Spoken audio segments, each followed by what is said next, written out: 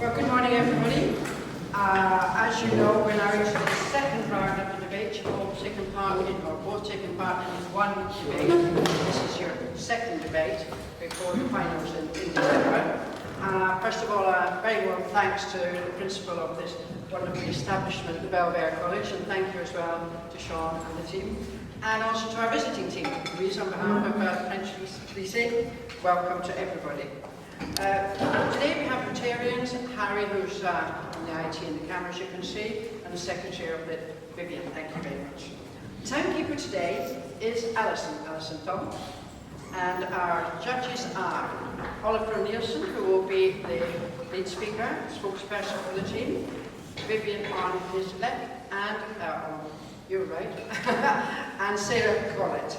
They will be judged. Today's motion is quite a short one. Today's motion is free speech no longer exists.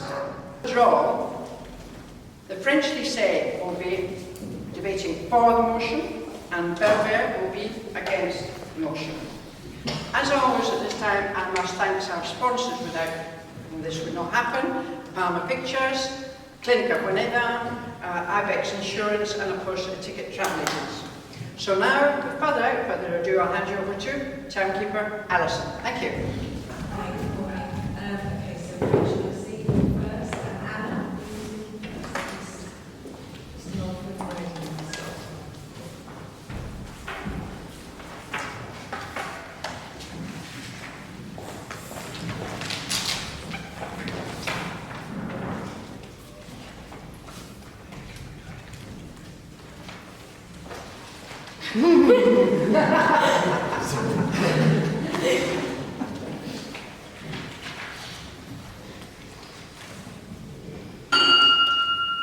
September 2022.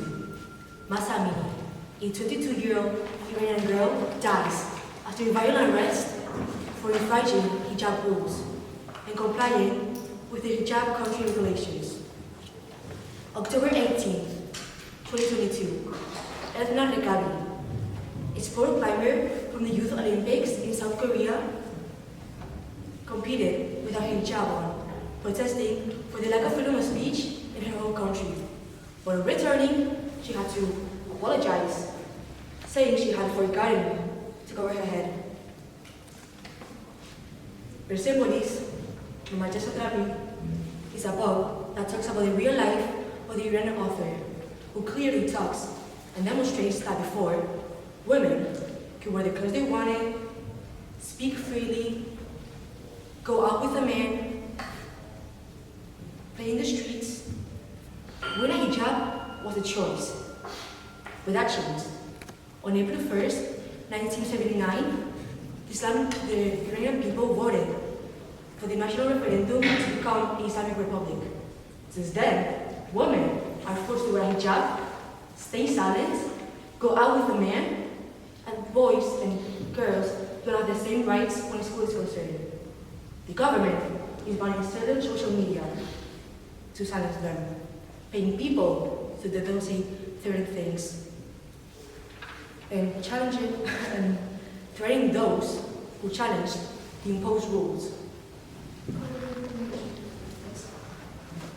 Aren't you generalizing by just taking one example of Iran, which is a non-democratic country? So what's the question? That aren't you generalizing? But this is one example, but there are obviously more around the world.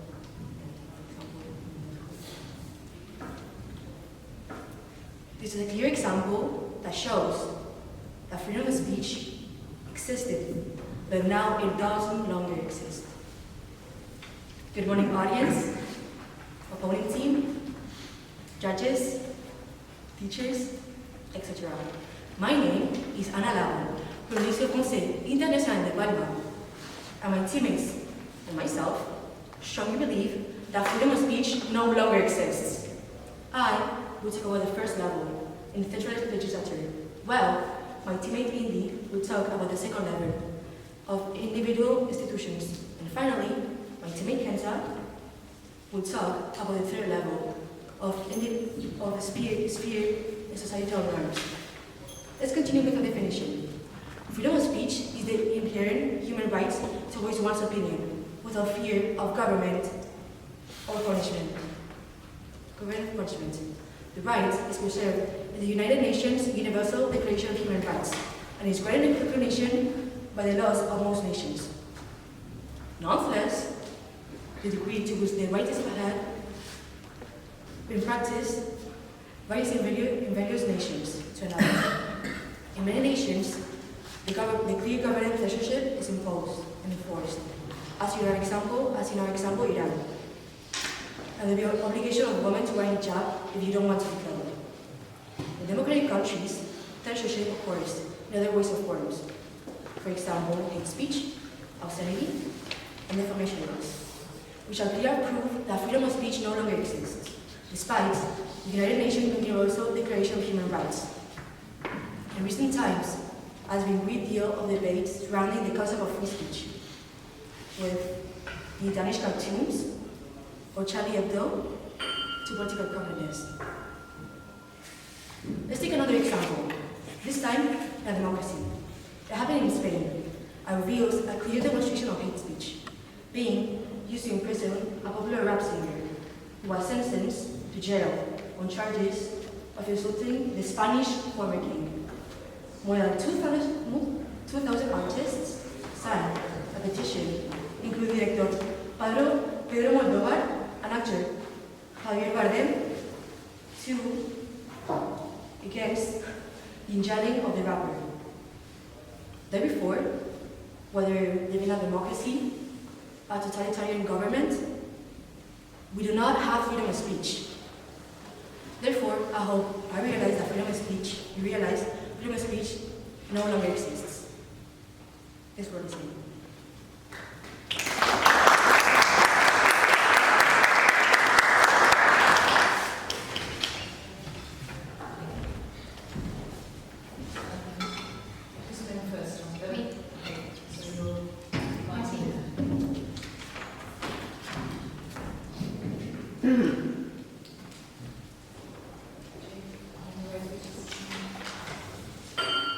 Good morning, judges, opposing team, and members of the audience.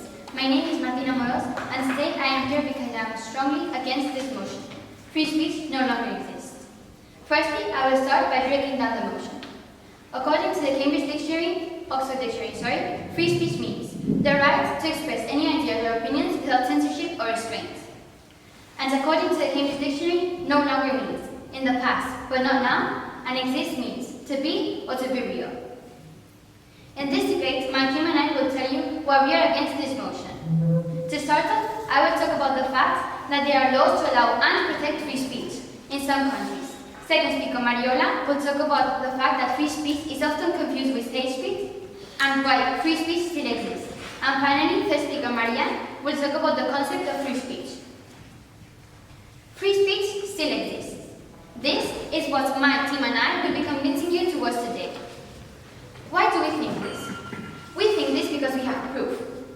Lots of countries have laws that allow and protect free speech. For example, Denmark. In Denmark, freedom of speech and freedom of press are ensured by Clause 77 of the Constitution. This clause states, anyone is entitled in print, writing, and speech to publish his or her opinions, yet under responsibility to the courts. Censorship and other preventive measures can never again be introduced. So, how can you tell me there is no longer free speech when there are laws to protect it? Another example is the United Nations. The United Nations has an article in the Universal Declaration of Human Rights that states that freedom of speech is a fundamental human right. This is shown in Article 19 of the Universal Declaration of Human Rights. Article 19 states that everyone has the right to freedom of opinion and expression.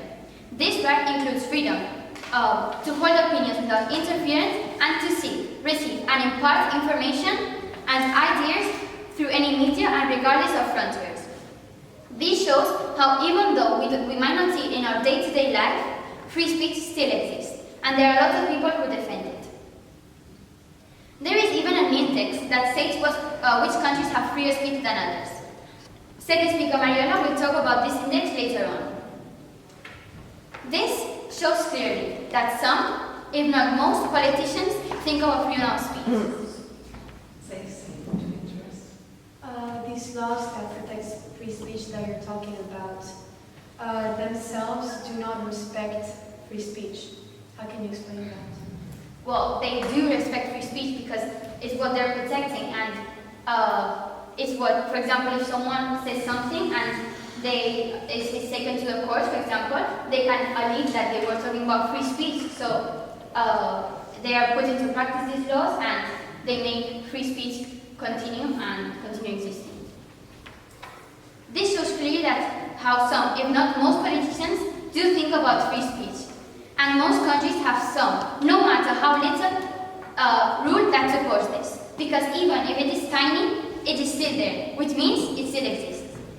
It is very important, in my opinion, to remember the definition of free speech.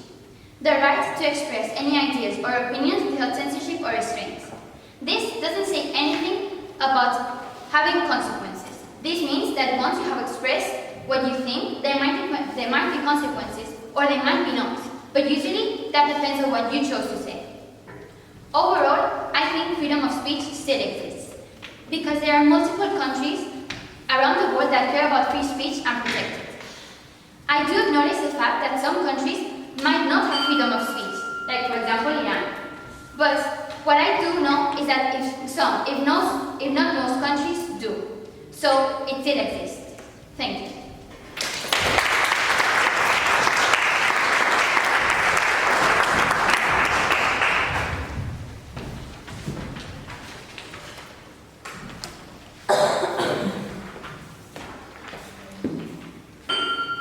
The internet is wonderful, isn't it? One can express themselves in a myriad of ways. It is a new way to socialize and interact and pursue common interests. One can express themselves and post whatever they want. You can say whatever you want. You can comment whatever you want. As long as it isn't contradictory, obscenity, hate speech, defamation, blackmail, threat, and what more.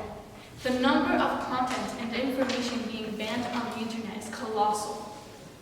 How can the internet be freedom of speech when everything we do and say on the internet can be tracked down by algorithms and mediators? Good morning, audience, opponent team, judges. My name is India Rodriguez Miranda, and today I will be speaking to you about the second level in which freedom of speech can be discussed in individual institutions as workplaces, universities, and the media. Although I'd love to jump into my examples, I want to make sure that I want to remind you of what freedom of speech means. Point of information. Yes. You said that there are limits placed on the internet for free speech. Yes. However, these limits are placed because there comes a time where free speech conflicts with other rights and protections, so they are there for a reason. Yes, absolutely. Yeah, Well, absolutely. So, freedom of speech means that you have the freedom to express yourself in any way that does not take away the rights of other people. Born 3rd of July, 1971. Julian Assange, founder of WikiLeaks. If you don't know what this is, by the way, WikiLeaks is specialized in the analysis and publication of large data sets, or otherwise restricted materials or involving war, spying, and corruption. It has so far published more than 10 million documents and associated analysis. Julian Assange exposed the USA's top secret information and demonstrated to the US citizens that they were living in a lie. For example, Iraq. He published evidence showing that the real reason why the USA was attacking Iraq wasn't because they had massive nuclear weapons, but because they just wanted to take advantage of the country. Now, you may be asking yourself, why is this girl talking about this? This has nothing to do with it. Well, because Julian Assange wanted freedom of speech. He wanted to speak up issues and tell the citizens the truth about what was happening in the world. When he delivered to the public the truth, he was prosecuted by the US government and requested extradition because he told the truth about what was happening. Now, how is this freedom of speech? Now, I'd like to apologize if I'm escalating here a bit too much. And I'd like to travel all the way into the heart of Europe, France, Paris, 2015, 7th of January, when 2 Muslim French terrorists forced their way into the offices of French satiric weekly newspaper, Charlie Hebdo. Forced their way, with rifles and other weapons. They killed 12 people and injured 11 others. But why? Well, for the simple reason that Charlie Hebdo had attracted a considerable worldwide attention for its controversial descriptions of Muhammad, and therefore attracting a big hatred towards the newspaper itself that made tons of jokes about Islamic leaders. So let's back up here. 12 people were killed for making a controversial description? How is this freedom of speech?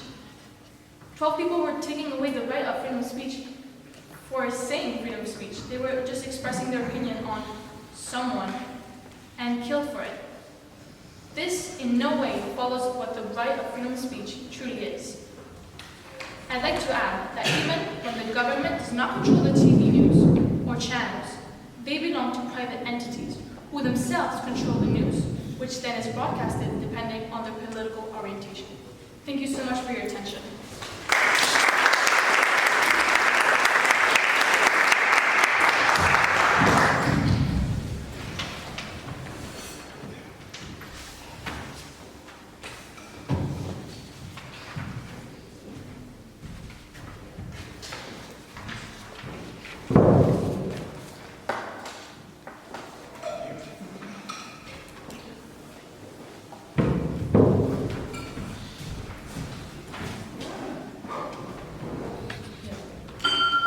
Good morning, everyone. I'm Mariola, and I'm here today with my team because we are against the motion, free speech no longer exists. Firstly, I will tell you why free speech is not the same as hate speech, and why we confuse it, and why, therefore, free speech does indeed exist. As my teammate Martina said, free speech is the right to express any opinions or ideas without censorship or restraint. The contrary of free speech is traditionally censorship, like taboos and dogmas. Dogmas are a set of principles laid down by an authority as incontrovertibly or undeniably true. There's often a common misconception with the concept of free speech, where people think that freedom of speech is the right to say whatever you like, to whoever you like, whenever you like. However, this statement is incorrect, and this is why. In today's world, free speech is often confronted by hate speech. Free speech was first allowed to openly discuss or debate about many subjects and have open opinions of the government, as is stated in the First Amendment to the Constitution, where freedom of speech grants all Americans the liberty to criticize the government and speak their minds without fear of being censored or persecuted. As our definition of free speech says, it is the right to express any opinions or ideas without censorship or restraint. And ladies and gentlemen, insults have nothing to do in a debate, because insulting does not bring anyone forward. If I were here starting to insult the opposing team, the only thing that would happen is me cancelling the opposing team, known as cancel culture. Therefore, at that stage, no one would be talking or debating anymore because we'd all be scared of the insults, which basically means that there is no point in relating free speech with hate speech.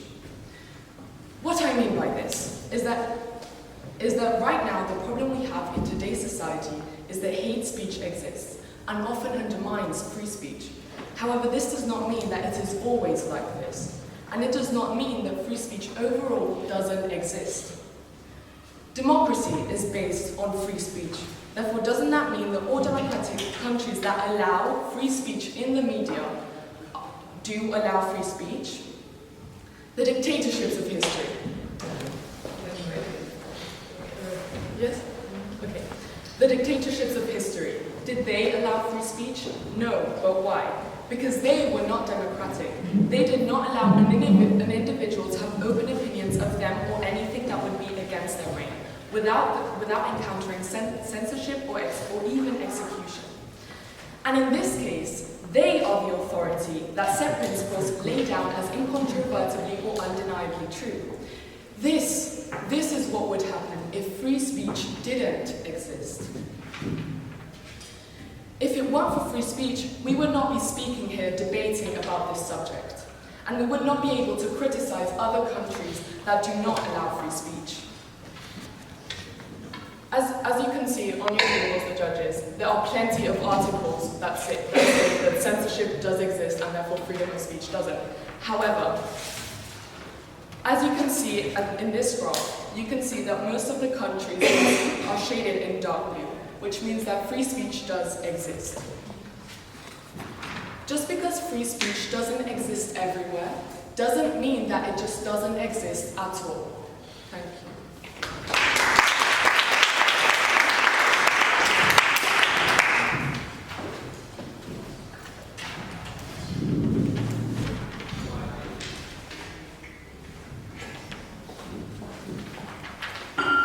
What if freedom of speech in our society today was so restrained, a person would risk their life by voicing out their opinions or simply displaying another's thoughts?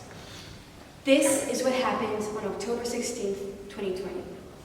Samuel Paty, a French secondary teacher, was killed and beheaded by an Islamic terrorist after showing his class the 2012 Charlie Hebdo cartoons. Freedom of speech no longer exists. We do not allow freedom of speech between ourselves. We must think carefully about each word we speak and how it may, or may not, affect another. Since more and more minorities have appeared, freedom of speech has been stamped out. We must be careful. We must be diplomatic, inclusive, and politically correct. How is this freedom of speech? Good morning. My name is Kenzaru Yomagu, and today I shall speak to you about the third level in which freedom of speech is contested, where in the sphere of societal norms we consider what is acceptable and what is not amongst ourselves, how we feel and receive different types of information, and how none of us, whether it is my opponent Mariola here or Mrs. Pickernell there, have the right and freedom to express our opinions in our day-to-day life. The big problem here is freedom of speech supposedly is the right of an individual or a community in its whole to express their feelings, opinions, thoughts without fear of censorship or retaliation. However, how can this really exist when we... Yes? You're saying that they should have a fear or someone talking back to them, but aren't you saying or contradicting yourself by saying that that person shouldn't speak out or respond to the person? Sorry, I don't understand the question. Aren't you saying that the person shouldn't respond by saying that by inflicting a punishment, it's not longer freedom of speech? Responding to what? For example, if you were to say that I was stupid, I'm responding, and therefore that's freedom of speech. Or me giving you a punishment, because that's freedom of speech. All right. So, 50 years ago, it was acceptable, even common, to make racist or homophobic jokes. Today, it is banned, not only by the law, but also by the people. Amongst our most important traits as individuals, it is our ability to laugh, to humor. If freedom of speech truly existed, we would have these simple rights. Our right to laugh, our right to humor and jest. But beware, joking no more, as we must be careful not to upset anyone. Each of the three platforms my teammates and I earlier presented are interconnected. Over time, they change each other. A change at a social level could change the legislature and vice versa. Here is a compelling example in which these three platforms appear. It is the recent Elon Musk Twitter dilemma, which I'm sure almost all of you heard about. So when Musk supposedly set the bird free, he made the decision of allowing freedom of speech on this app, therefore permitting users to individually control and limit themselves. Proceeding to this announcement, countless tweets entailing governmental representatives have expressed their dissent, including Thierry Breton. I don't know if you know him, but he is part of the European Union's government. And he said, in Europe, the bird will fly by our rules. The UK expressed a similar sentiment, which means in the UK, Musk's new restrictions will not be applied. We prevent each other from voicing out our opinions when in the past we could. We upset too easily. We limit too easily. We must be politically correct. We must be careful. Where is our freedom of speech?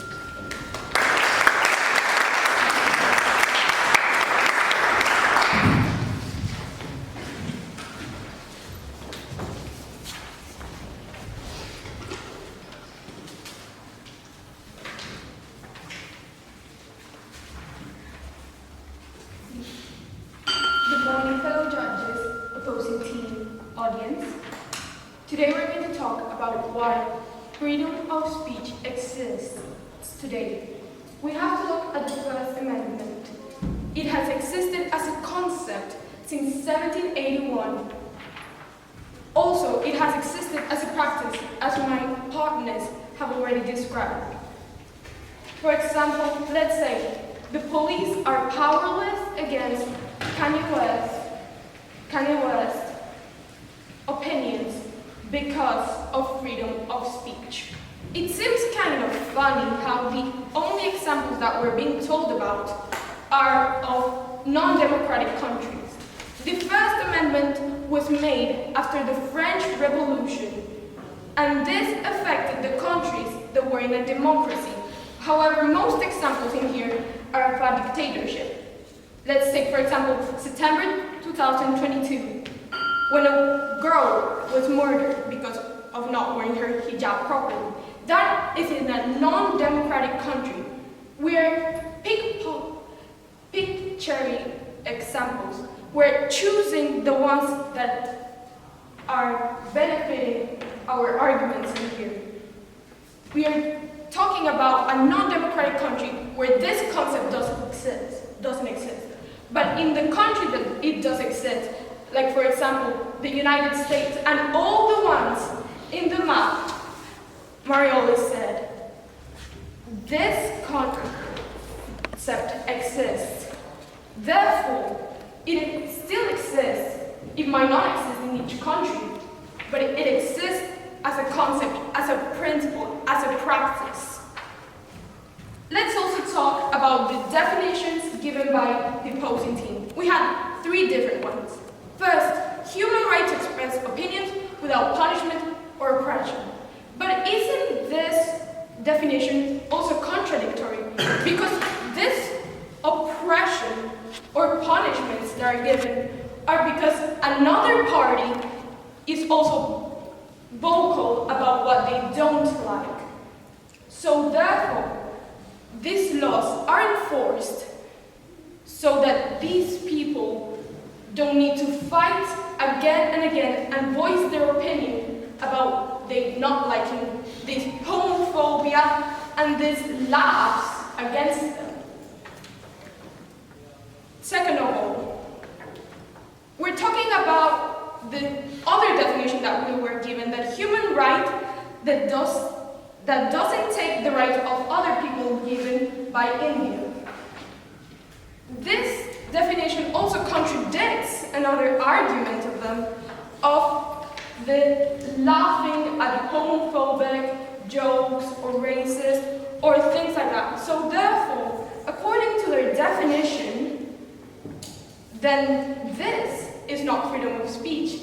Laughing about someone and their sexuality wouldn't be freedom of speech, as you take the right of of the person to express their sexuality, their voice, and their mannerisms themselves. Then let's talk about the TV that belongs to private entities. We're talking that this TV is censoring the voices of other people. But doesn't the TV have someone behind it? Someone that is talking, someone that has their freedom of speech and is using it to deliver their point of view? Aren't these definitions that the team has given us contradicting each of their arguments? Then the concept, let's go back to the concept. If we hypothetically were to say that it doesn't exist, that freedom of speech doesn't exist, it still exists as a concept. It would be like saying that a fact like communism or democracy doesn't exist as it isn't enforced as the book says it, but it still exists as a concept and as a practice as we have shown in the past. Judges, I come here and tell you, if we didn't have freedom of speech, we wouldn't be able to debate or criticize the countries that don't enforce it. And therefore, this is what you'll be hearing.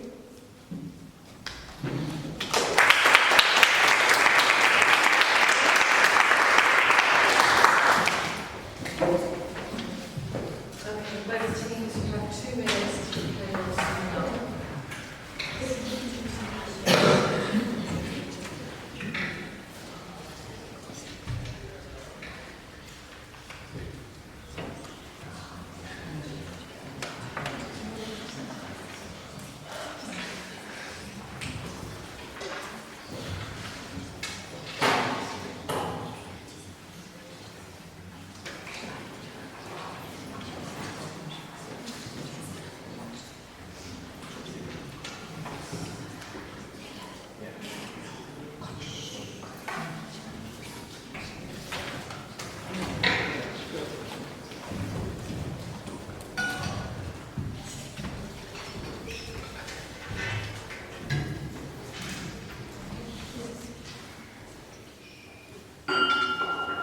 Today we have been discussing of how freedom of speech exists, and we have had various arguments from our opposing team, and most of them are around a recurring theme around a recurring country, which are mostly France and Iran. But this is a generalization. This generalization is talking about all the countries. You're diminishing all the other countries in this map. We're taking the non-democratic countries, we're taking the countries that have had various issues with it. What about, let's talk about Finland, Norway, Denmark, United States, Spain. Spain itself, you also gave another example yourselves about a teacher that was talking and then she was murdered for giving jokes about Islamic people and things like that. However, you're also interfering with the right of the person. You're criticizing and you are also talking about this person in a bad manner and you're expecting them not to respond. Also, this person was also punished because of another regulation that doesn't have to do with freedom of speech. So we're talking about freedom of speech directly, but of other things in your argument. Also, most of the examples that we are taking are hate speech. But these two terms are differentiated. These two terms have nothing to do with each other. Hate speech already interferes with the law itself.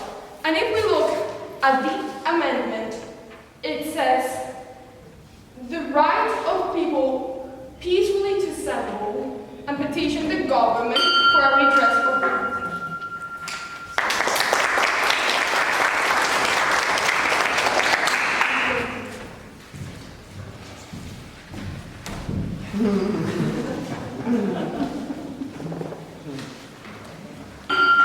The myth of some call it, this ideal we discuss.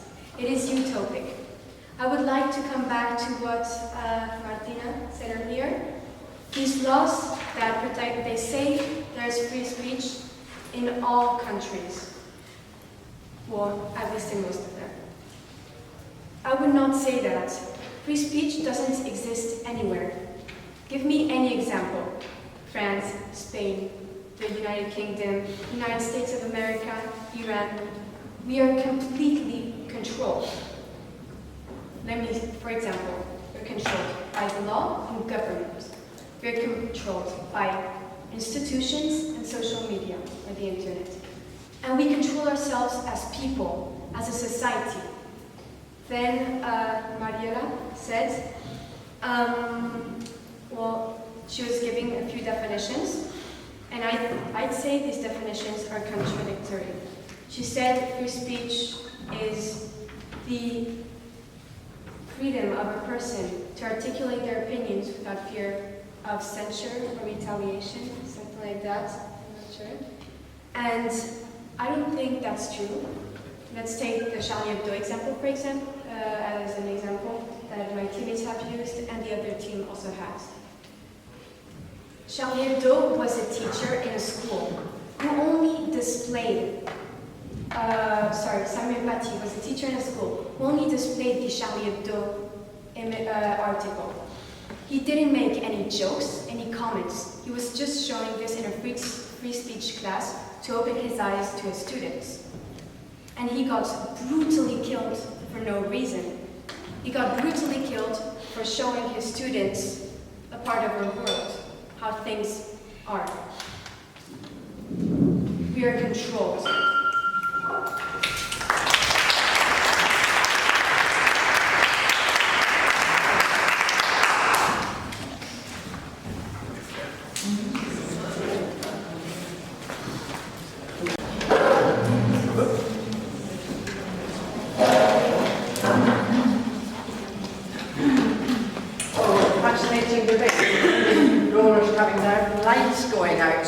First of all, I congratulate both of the speakers in handling what happened and just getting back on with your talk afterwards, your speech. Well done.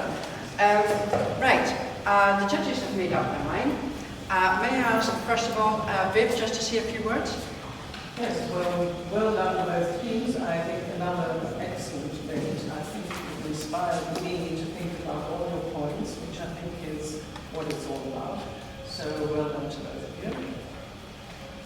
Sarah? Again, very well done, everyone, especially in the light of no lights and the shock. You managed not to scream, Maria, or worse, free speech, you know.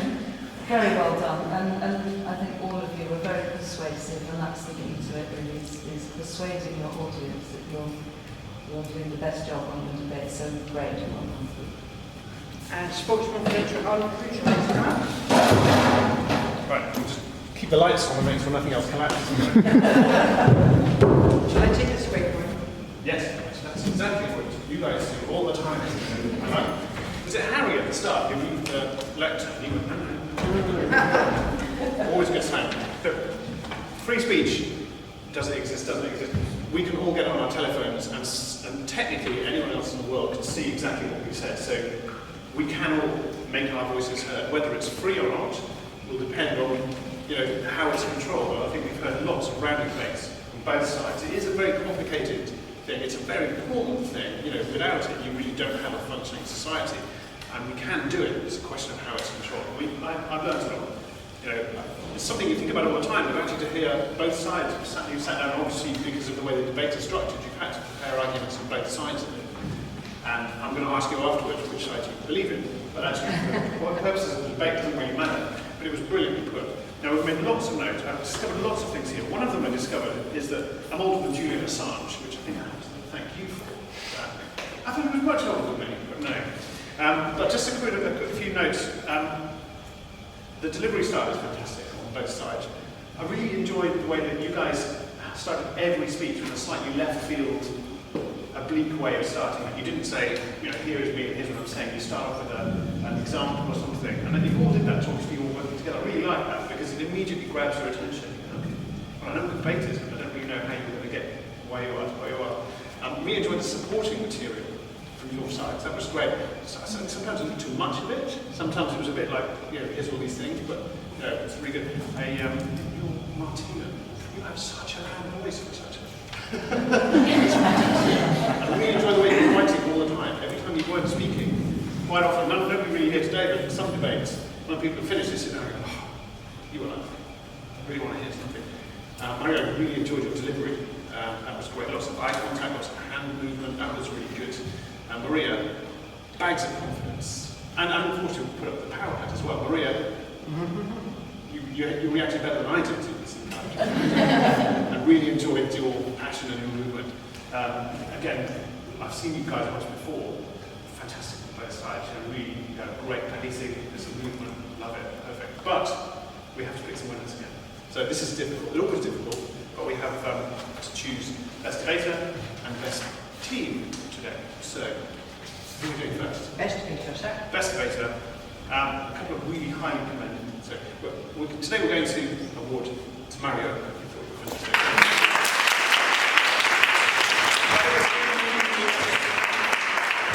Congratulations on let's do that. Thank you. Thank you. Thank you. Well done.